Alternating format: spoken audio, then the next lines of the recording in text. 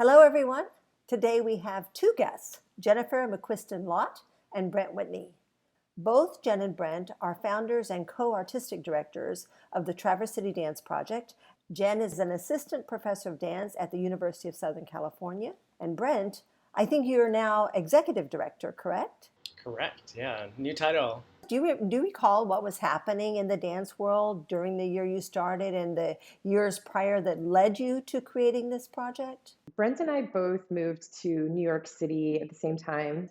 We were one another's first friend in New York. We always like to say that. We met backstage at a performance that we had volunteered in exchange for classes. We had both left company positions, and I also just really wanted to live in a bigger city and push myself as a choreographer and an artist and a creative. I just wanted to get out of the Midwest and get to New York City. It was like a long time dream.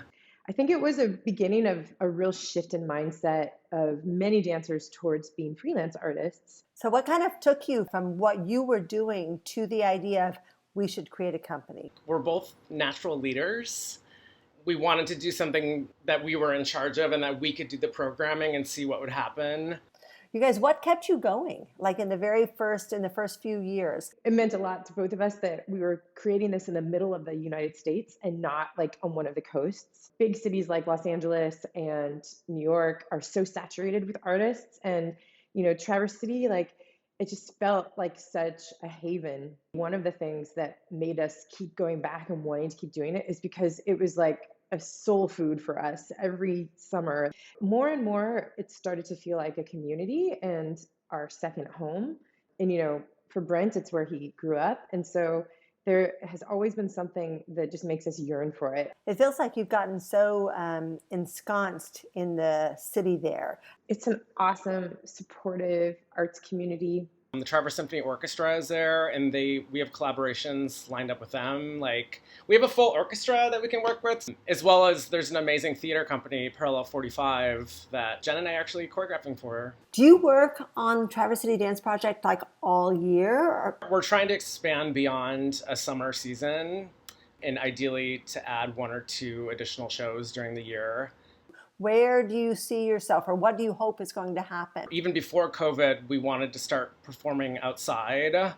It's really hard to get people into the theater in the summer in Northern Michigan. We were able to write our first big grant. So it's for a portable theater, which we're calling the Traverse City Dance Project Moving Theater. I think it's part of our new philosophy that instead of getting people to us, we're going to bring dance to them. We're going to force them to watch it in these relaxed environments where people can drink wine and beer and enjoy it in a way that doesn't feel intimidating. The moving theater will also allow us to do what we're calling our Traverse City Dance Project Community Tour. We have a goal of bringing our show to one or two locations that are underserved arts communities. For some of the communities we'll be going to, it could be the first time they've ever seen professional dance or ever seen professional music.